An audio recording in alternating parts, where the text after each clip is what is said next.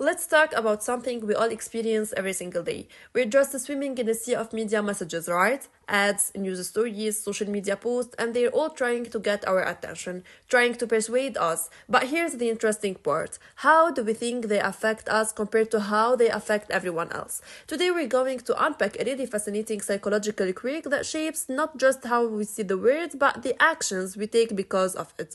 So let's kick things off with a feeling I'm pretty sure you've had. You're scrolling your phone or maybe watching a pretty persuasive ad on TV. You see the message and your first thought isn't about you. It's about everybody else. You know the moment you see a piece of misinformation, maybe a really sensational political ad, and your brain doesn't go, could that sway my opinion? Nope. It immediately jumps to worrying about your uncle or your neighbor or just other people falling for it. You, of course, you're way too smart for that. Sound familiar? That little internal voice that thought of them, not me. Well, it's an incredibly common reaction. It's this gut feeling that we've got some kind of special shield against media influence that so clearly works on others.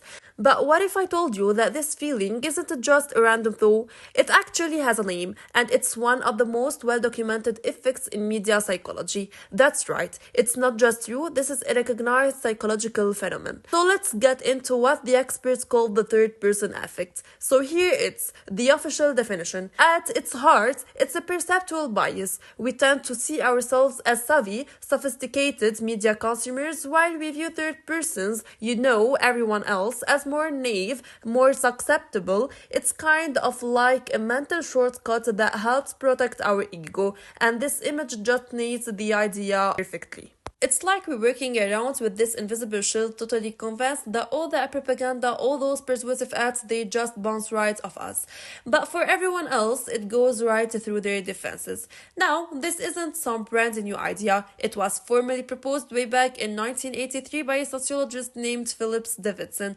And what's cool is that he wasn't just interested in the thought itself. He really wanted to figure out how that one perception, that belief about other people's vulnerability, could actually change our own behavior, and that's where things get really interesting.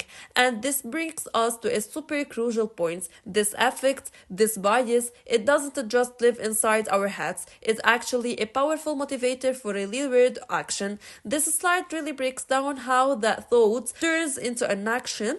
It all starts with the perception, I believe other people are going to fall for this. That leads to a reaction. So maybe we need a rule to protect them, but here's the really irony in step 3. By focusing so hard on everyone else's vulnerability, we can become completely blind to how that very same message might be influencing us. Okay, so this is a powerful psychological driver, but where do we actually see it in our day-to-day lives? Let's look at some examples, because once you see it, you can't unsee it. These examples are absolutely everywhere. You see a political attack ad and you think, I want to fall for that, but it will definitely work on the undersides.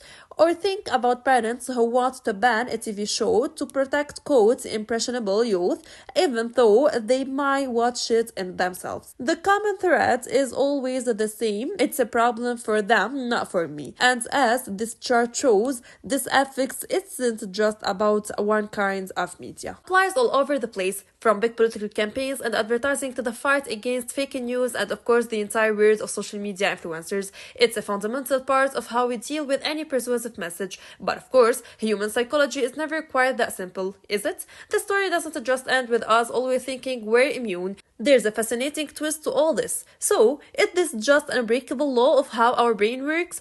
Not quite. Research shows that the effect can actually change depending on the message, and sometimes it can even flip completely on its head. So sometimes the total opposite happens. It's called the first person effect.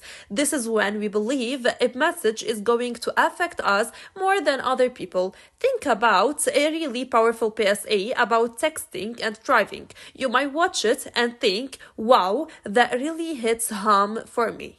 Whether we think media influences others more or ourselves more, our judgment is often off. This immunity illusion can lead to supporting censorship, thinking we're protecting others. We've talked a lot about the not me illusion, but now that you know about its opposite, take a second and think which messages are you convinced affect you more than anyone else.